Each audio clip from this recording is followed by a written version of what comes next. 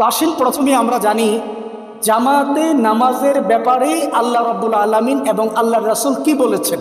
আল্লাহ রাব্বুল আলামিন পবিত্র কোরআনুল কারীমের 2 নম্বর সূরার নাম হচ্ছে আল বাকারা। এই সূরার 43 নম্বর আয়াতে বলেন ওয়া আকিমুস ওয়া আতুস যাকাতা ওয়ারকাউ মা'আর রাকিঈন। আল্লাহ রাব্বুল আলামিন ইমানদারের জন্য 3টি কাজকে বাধ্যতামূলক করে দিয়েছেন। কয়টা কাজ? 3টি কাজ। 1 নম্বর ওয়া আকিমুস সালাত, তোমরা নামাজ প্রতিষ্ঠা করো। এটা হলো ফরজ। কারণ হলো আল্লাহ রাসূল বলেছেন বুনিয়াল ইসলামু আলা খামস, ইসলাম 5টি স্তম্ভের উপরে দাঁড়িয়ে আছে। তার মধ্যে প্রথম নম্বর হচ্ছে শাহাদাতি আন লা ইলাহা ইল্লাল্লাহ, অর্থাৎ কালিমায়ে তাইয়্যিবা বা কালিমায়ে শাহাদাত। 2 নম্বর হচ্ছে ওয়া ইকামিস সালাহ, নামাজ প্রতিষ্ঠা করা। তো এই দৃষ্টিকোণ থেকে নামাজ প্রতিষ্ঠা করা হচ্ছে ফরজ। আর কি ওয়া আতুস যাকাত, এবং ওই হাদিসে 2 নম্বরে আসছে যাকাত, এবং তোমরা যাকাত আদায় করো। এই 2টা আদেশসূচক শব্দ হলো এখানে ফরজ। কথা কি বুঝতে পারতেছেন? এবার 3 নম্বর আদেশসূচক শব্দ ওয়ারকাউ, তোমরা রুকু করো। তোমরা কি করো? রুকু করো। কিভাবে রুকু করবে? মা'আর রাকিঈন, রুকুকারীদের সাথে রুকু করো। তার মানে জামাতের সাথে নামাজ আদায় করো। এই আয়াত দিয়া পরোক্ষভাবে এটাই বোঝানো হয়েছে। তাহলে এই আয়াতের মধ্যে আল্লাহ রাব্বুল আলামিন ঈমানদারের জন্য 3টি আদেশসূচক শব্দ উল্লেখ করেছেন। তার মধ্যে প্রথম নম্বর হচ্ছে আকিমুস সালাহ, নামাজ প্রতিষ্ঠা করো, ফরজ। ওয়া আতুস যাকাত, এবং যাকাত আদায় করো, এটাও ফরজ। ওয়ারকাউ মা'আর রাকিঈন, এটা হচ্ছে ওয়াজিব। আচ্ছা, এবার আসেন আমরা হাদিসে থেকে জানার চেষ্টা করি যে আল্লাহ রাসূল জামাতে নামাজের ব্যাপারে কি বলেছেন। আন আবি হুরায়রা রাদিয়াল্লাহু তাআলা আনহু আনিন নবী সাল্লাল্লাহু আলাইহি ওয়াসাল্লাম قال لقد هممت أن أمر فتيتي أن يجمعوا حزم الحطب ثم أمر بالصلاة فتقام ثم أحرق على أقوام لا يشهدون الصلاة। আবু দাউদের 549 নম্বর হাদিস। যারা জামাতের সাথে নামাজ আদায় করে না তাদের জন্য এই হাদিসটা হলো একটা অ্যাটম বোমার মতো। আল্লাহর রাসূল সাল্লাল্লাহু আলাইহি ওয়াসাল্লাম বলেন লাকাদ হামামতু আন আমরা ফিতয়াতি আন ইয়াজমাউ ফুজামাল হাতাব। আল্লাহর রাসূল বলেন আমার ইচ্ছা করে আমার সাহাবীদের মধ্যে যুবক সাহাবীদেরকে ডেকে ডেকে আমি তাদেরকে নির্দেশ দিই, ও আমার যুবক সাহাবীরা, তোমরা তোমাদের এলাকা থেকে কাঠের লাকড়ি সংগ্রহ করে একত্রিত করো। অতঃপর আমি মসজিদের মধ্যে নামাজের জন্য একজনকে আদেশ করি। মুসল্লিরা যখন নামাজে দাঁড়িয়ে যায় তখন আমি এই যুবকদেরকে নিয়ে কাঠের লাকড়িগুলি নিয়ে ওই সমস্ত ব্যক্তিদের বাড়িতে চলে যায় যেই সমস্ত ব্যক্তিরা নামাজের জন্য জামাতে এসে উপস্থিত হয় নাই। তাদের বাড়িতে যাওয়ার পরে তাদের বাড়ি ঘরগুলো আমি ওই স্তূপকৃত একত্রিত যে কাঠের লাকড়ি ছিল ওইগুলো দিয়া জ্বালায়া দেই, যেহেতু তারা বাড়ির মোহাব্বতে মসজিদে এসে উপস্থিত হতে পারে না। কিন্তু তাদের বাড়িতে বৃদ্ধ এবং শিশু থাকার কারণে আমি তাদের বাড়িঘরগুলোকে জ্বালায়া দেই না। তাহলে এই হাদিস প্রমাণ করে যারা জামাতে নামাজ পড়ে না বরং বাড়িতে নামাজ পড়ে তাদের ব্যাপারে আল্লাহর রাসূল কি খুশি নাকি বেজার বলেন? আবু হুরায়রা রাদিয়াল্লাহু তাআলা আনহু বলেন একদিন আল্লাহর রাসূলের কাছে একজন অন্ধ সাহাবী এসে হাজির হলো। কি সাহাবী? অন্ধ ব্যক্তি এসে হাজির হলো। এরপরে অন্ধ সাহাবী কি বলছেন আমরা অন্ধ সাহাবীর মুখ থেকে জানব। এই অন্ধ সাহাবীর নাম হলো আব্দুল্লাহ ইবনে উম্মে মাকতুম রাদিয়াল্লাহু তাআলা আনহু।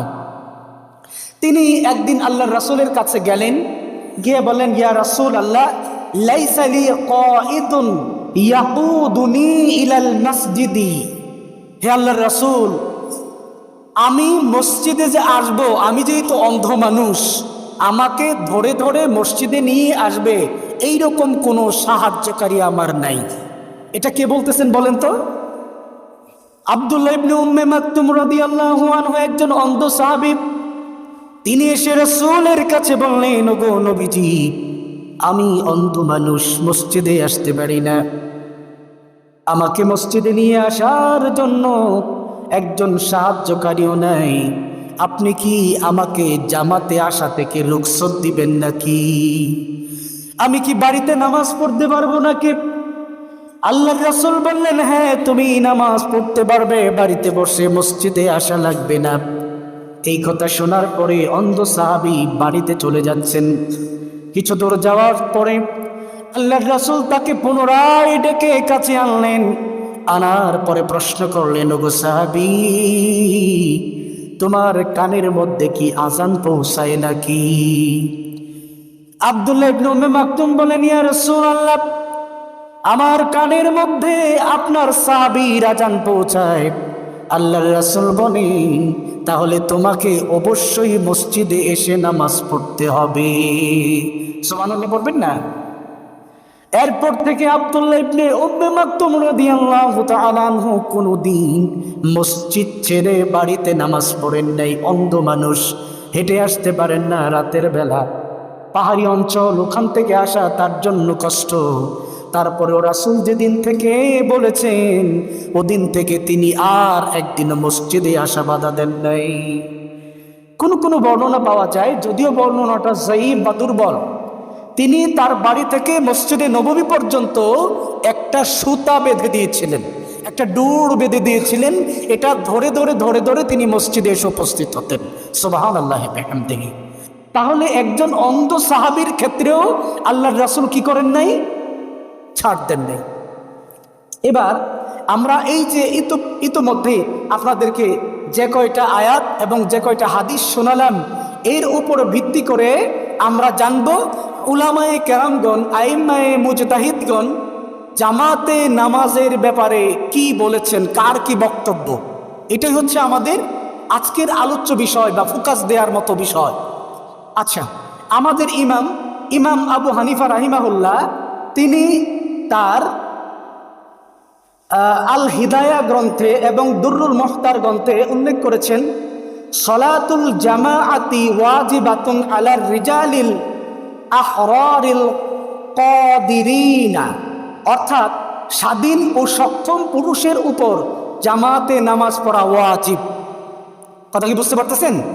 ইমাম আবু হানিফা রাহিমাহুল্লাহ, ওনার বক্তব্য হচ্ছে স্বাধীন এবং সক্ষম পুরুষ, তার উপরে জামাতে নামাজ পড়া ওয়াজিব। আচ্ছা, তার আরেকটা কওল হচ্ছে আত-তাখাল্লুফু আনিল জামাআতি মিন গায়রি উযরিন মাকরুহু তাহরিমা, অর্থাৎ শরঈ উযর ছাড়া জামাত ত্যাগ করা মাকরুহে তাহরিমি, অর্থাৎ হারাম। শরঈ উযর ছাড়া কোনো ব্যক্তি যদি জামাতে নামাজ পরিত্যাগ করে, তাহলে এটা তার জন্য মাকরুহে তাহরিমি, হারাম। আপনারা কি আমার কথা বুঝতেছেন? আচ্ছা, এবার ইমাম মালিক রাহিমাহুল্লাহ, ওনার বক্তব্য সলাতুল জামাআতি সুন্নাতুন মুআক্কাদাতুন, অর্থাৎ জামাআতে নামাজ আদায় করা সুন্নতে মুআক্কাদা। ইমাম মালিক রহমতুল্লাহি আলাইহি এর মতামত। ইমাম শাফিঈ রহমতুল্লাহ আলাইহি, ওনার মতামত হচ্ছে ওয়া সলাতুল জামাআতি ফারদুন আলাল কিফায়াতি, জামাতে নামাজ পড়া ফরজে কিফায়া। সমাজের কিছু মানুষ যদি জামাতে নামাজ আদায় করে নেয়, তাহলে জামাতের হুকুম আদায় হয়ে যাবে। আর যদি কেউ আদায় না করে, তাহলে প্রত্যেকেই জামাতে নামাজ না পড়ার জন্য গুনাহগার হবে। তাহলে তিন ধরনের মতামত পাইলাম না? আচ্ছা, এবার আসেন ইমাম আহমদ ইবনে হাম্বল, তিনি বলেছেন সলাতুল জামাআতি ওয়াজিবাতুন আলাল ইনসান। তিনিও ইমাম আবু হানিফার সাথে একমত প্রদর্শন করেছেন, অর্থাৎ সলাতুল জামাআতি ওয়াজিবাতুন আলাল ইনসান, মানুষের উপরে জামাতে নামাজ আদায় করা হচ্ছে ওয়াজিব। নামাজে জামাতের সাথে নামাজ আদায় করা কি ওয়াজিব। এটা ইমাম আহমদ ইবনে হাম্বলের মতে, ইমাম আবু হানিফা একই মত, ইমাম মালিকের মতে সুন্নতে মুআক্কাদা, আর ইমাম শাফিঈ রাহিমাহুল্লাহ উনার মতে হচ্ছে ফরজে কিফায়া। আব্দুল্লাহ ইবনে মাসউদ রাদিয়াল্লাহু তাআলা আনহু বলেন, আমি দেখেছি আমাদের মাঝে ওই ব্যক্তি নামাজের জামাতে অনুপস্থিত থাকতো যার মাঝে মুনাফিকি স্পষ্ট ছিল। অর্থাৎ সাহাবীদের জামানায় একমাত্র মুনাফিকরা জামাতে শরিক হতো না, বাকি সবাই জামাতে শরিক হতো। আপনারা কি কথা বুঝতেছেন? সাঈদ ইবনে মুসাইয়িব রাহমাতুল্লাহ আলাইহি, উনি একজন তাবেঈ, তিনি বলেছেন যে বিগত 40 বছরে আমার কোনো জামাত ছুটে নেই। সুবহানাল্লাহ বিহামদিহি। একজন তাবেঈ বলেন বিগত 40 বছরের ভেতরে ওনার জামাতে একটা ওয়াক্ত নামাজও ছুটে নাই। আচ্ছা, আতা ইবনে আবি রাবাহ রহমতুল্লাহি আলাইহি বলেন, আমি শরঈ উযর ছাড়া জামাত ত্যাগ করার মতো কোনো রুখসত কারো জন্যই আছে বলে মনে করি না। অর্থাৎ শরঈ উযর ছাড়া কোনো ব্যক্তি জামাত ত্যাগ করবে এই ব্যাপারে কোনো রুখসত বা ছাড় আছে এটা তিনি মনে করেন না। তাহলে জামাতের সাথে নামাজ আদায় করার ব্যাপারে গুরুত্ব আছে নাকি নাই? আল্লাহ রাসূল সাল্লাল্লাহু আলাইহি ওয়াসাল্লাম বলেন, আসেন আমরা এই ব্যাপারে একটা হাদিস শুনি, তাহলে আমাদের বিষয়টা আরো ক্লিয়ার হয়ে যাবে ইনশাআল্লাহ। আল্লাহ রাসূল বলেন যে লোকেরা অবশ্যই জামাতের নামাজ ত্যাগ করা থেকে বিরত থাকতে হবে। এই হাদিসটা ইবনে মাজাতে, অর্থাৎ আল্লাহ রাসূল বলেন যে লোকদেরকে অবশ্যই জামাত ত্যাগ করা থেকে বিরত থাকতে হবে। কেউ যদি জামাত ত্যাগ করে তাহলে আমি তার বাড়ি ঘর জ্বালায়া দেব। তাহলে আল্লাহ রাসূল কত শক্ত কথা বলেছেন। আর অন্ধ সাহাবী আব্দুল্লাহ ইবনে উম্মে মাকতুম রাদিয়াল্লাহু তাআলা আনহু, তার ব্যাপারে তো কোনো ছাড়ই দেওয়া হয় নাই, ঠিক না? এই যে হাদিসটা এতক্ষণ আমরা পড়লাম আপনাদের সামনে, এই হাদিসের উপরে ভিত্তি করে ইমাম আবু হানিফা এবং ইমাম আহমদ ইবনে হাম্বল দুজনেই বলেছেন জামাতে নামাজ পড়া হচ্ছে ওয়াজিব। যেহেতু আল্লাহ রাসূল জামাতে নামাজ না পড়লে বাড়িঘর জ্বালায়া দেওয়ার জন্য বলেছেন, সেহেতু জামাতে নামাজ পড়ার ব্যাপারে আল্লাহ রাসূল অত্যন্ত শক্ত এবং দৃঢ়চেতা ছিলেন। সুতরাং জামাতে নামাজ পড়া প্রত্যেকের উপরে কি ওয়াজিব। কেমন ব্যক্তি হতে হবে? স্বাধীন এবং সক্ষম ব্যক্তি। কথা বুঝতে পারতেছেন? তাকে স্বাধীন হতে হবে এবং সক্ষম হতে হবে। এই দুই গুণ যদি না থাকে তাহলে আমরা সামনে আসবো যে কোন কোন অবস্থায় একজন ব্যক্তি জামাত পরিত্যাগ করতে পারে। আমাদের আলোচ্য বিষয়ের দ্বিতীয় স্টেপ হলো জামাত পরিত্যাগ করার শরঈ উযর কি কি। এই ব্যাপারে উলামায়ে কেরামগণ কি বলেছেন আমরা একটু জানবো। ইমাম আবু হানিফা, ইমাম শাফিঈ, ইমাম মালিক, ইমাম আহমদ ইবনে হাম্বল, চার ইমাম তাদের কিতাবগুলোতে যেই সকল শরঈ উযরে নামাজ পরিত্যাগ করা যায় তার একটা সামারাইজ ওনারা টেনেছেন। কোন কোন উযরের মাধ্যমে নামাজ জামাত পরিত্যাগ করা যাবে এই ব্যাপারে ওনারা একটা তালিকা দিয়েছেন। সেই তালিকাগুলোর উপরে ভিত্তি করে আমি আপনাদের সামনে এখন সেই 10টি উযর আপনাদের সামনে উপস্থাপন করছি। যেই 10টি উযরের কোনো একটি যদি আপনার মধ্যে পাওয়া যায় তাহলে আপনি জামাত ত্যাগ করতে পারবেন সাময়িকভাবে। 1 নম্বর, শারীরিক অসুস্থতা। অর্থাৎ আপনার শরীর যদি এমন থাকে, এমন অসুস্থ হয় যে আপনি জামাতে এসে নামাজ পড়ার মতো উপযুক্ত সক্ষম নন, সেই ক্ষেত্রে আপনি জামাত পরিত্যাগ করতে পারেন যতদিন পর্যন্ত আপনি পূর্ণ সুস্থ না হন। আর যদি এমন হন যেমন প্যারালাইসিসের রোগী, জীবনে আর কোনোদিন ভালো হওয়ার সম্ভাবনা নাই, তাহলে ওই ব্যক্তির উপরে স্থায়ীভাবেই জামাত ত্যাগ করার উযর বা ছাড় আছে। আচ্ছা, 2 নাম্বার হচ্ছে ভয়।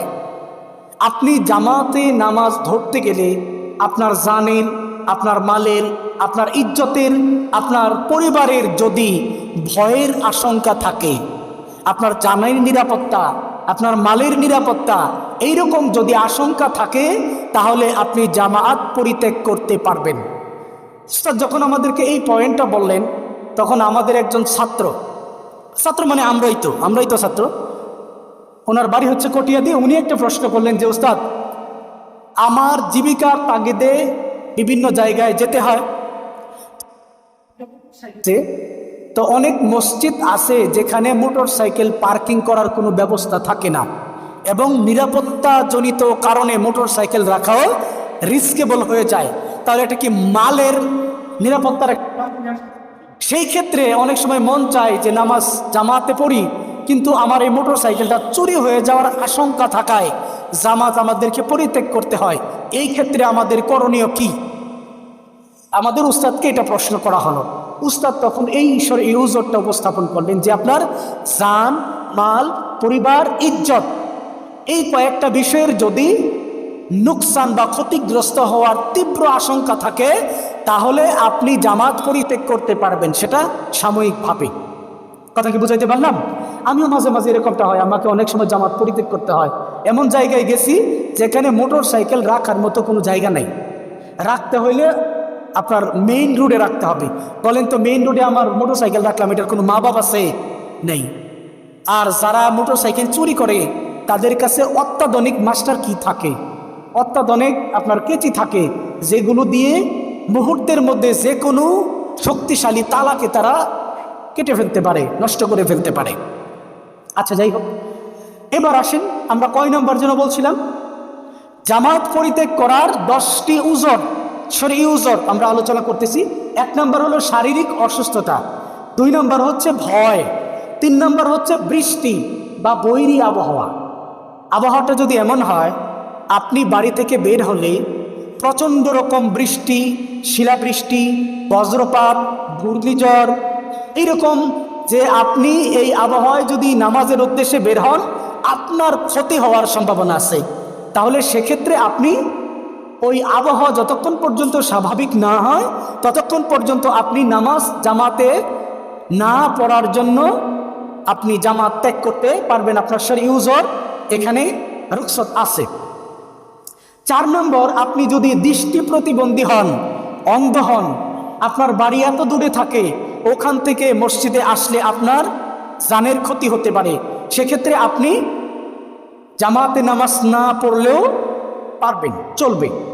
আচ্ছা, 5 নম্বর, আপনি এমন পেশায় নিয়োজিত আছেন, আপনি যদি নামাজে জামাতের সাথে পড়তে আসেন তাহলে আপনার পেশার ক্ষতি হওয়ার সম্ভাবনা আছে। যেমন আপনি অনেক বড় একজন ব্যবসায়ী, আপনি যদি জামাতের সাথে নামাজ পড়তে চলে আসেন তাহলে আপনার মালামাল চুরি হওয়ার সম্ভাবনা আছে, অথবা অনেক কাস্টমার এসে ফিরে যাওয়ার সম্ভাবনা আছে, অথবা আপনার যে কোনো ধরনের ক্ষতি হতে পারে, অথবা আপনি এমন পেশায় নিয়োজিত আছেন যে আপনি যদি নামাজে চলে আসেন তাহলে আপনার ক্লায়েন্ট যারা আছে তারা সাফার হবে বা তারা অসুবিধায় পড়ে যাবে। এই ক্ষেত্রে আপনি পেশাগত কারণে জামাত পরিত্যাগ করতে পারেন। আচ্ছা, 6 নম্বর হচ্ছে প্রচণ্ড রকম প্রস্রাব ও পায়খানার ব্যাগ। এমন প্রস্রাব এবং পায়খানার ব্যাগ পেয়েছে আপনার, আপনি যদি এই প্রস্রাব পায়খানার ব্যাগ নিয়ে নামাজে দাঁড়ান, নামাজে আপনি পরিপূর্ণ মনোযোগী হতে পারবেন না, অথবা আপনার বড় ধরনের দুর্ঘটনা ঘটে যাওয়ার সম্ভাবনা আছে। সেই ক্ষেত্রে আপনি আগে পায়খানা এবং প্রস্রাব করে যদি সম্ভব হয় নামাজ জামাতে ধরবেন, আর যদি সম্ভব না হয় তাহলে আপনি একাকী নামাজ পড়ে নেবেন। আমি কি আপনাদের বুঝাইতে পারতেছি? আচ্ছা, কিচ্ছুই তো দেখা যায় না, একটা লাইট দিলে তো ভালো হইতো। আচ্ছা, 7 নম্বর হচ্ছে ক্ষুধা।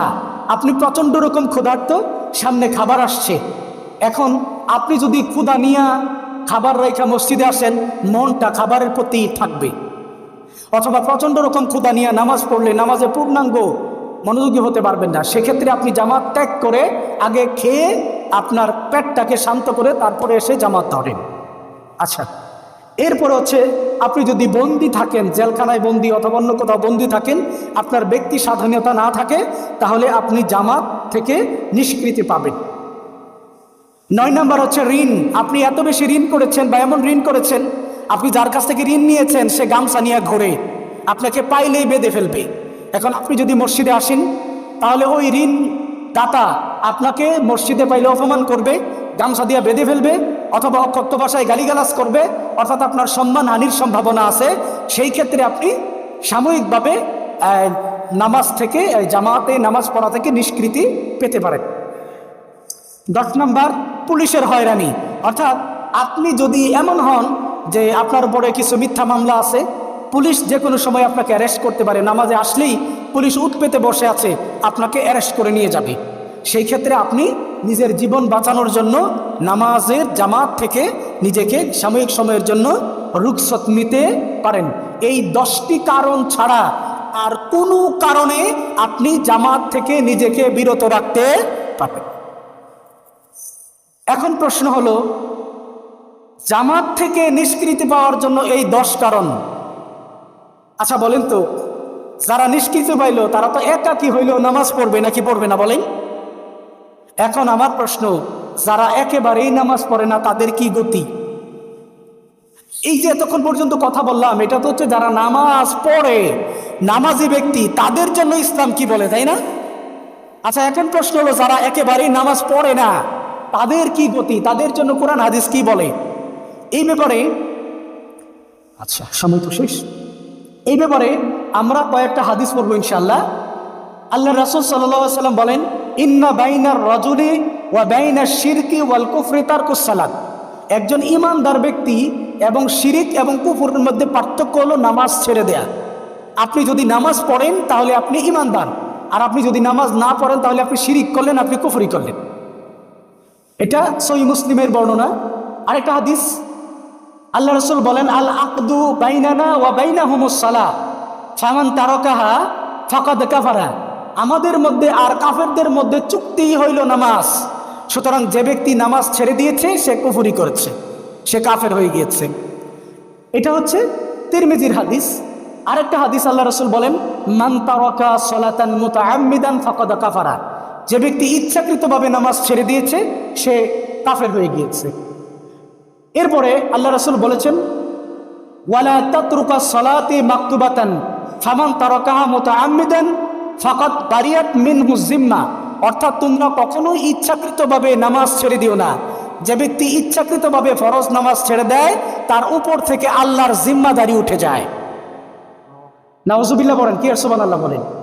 সর্বশেষ আমরা একটা হাদিস পড়ব। আল্লাহ রাসূল বলেন, মান তারাকা সালাতান লাকিয়াল্লাহা ওয়া হুয়া আলাইহি গাজবান। অর্থাৎ যে ব্যক্তি ইচ্ছাকৃতভাবে নামাজ ছেড়ে দিয়েছে সে এমনভাবে কিয়ামতের দিন আল্লাহর সামনে উপস্থিত হবে যে আল্লাহ রাব্বুল আলামিন তার উপরে রাগান্বিত অবস্থায় রয়েছেন। নাউজুবিল্লাহ মিন যালিক। তাহলে এই যে হাদিসগুলো আপনাদের সামনে আমি পাঠ করলাম, এই হাদিসগুলো দিয়া কি যারা বেনামাজি আছেন তাদের জন্য সুসংবাদ নাকি দুঃসংবাদ? এবার সিদ্ধান্ত আপনাদের। আপনারা কি বেনামাজি থাকবেন নাকি নামাজ পড়বেন? আর যারা নামাজ পড়েন তারা কি একাকী নামাজ পড়বেন নাকি জামাতের সাথে নামাজ পড়বেন? সিদ্ধান্ত আপনাদের। আমার দায়িত্ব ছিল শুধুমাত্র এই ফতোয়াটা, এই মাসআলাটা আপনাদের সামনে উপস্থাপন করা।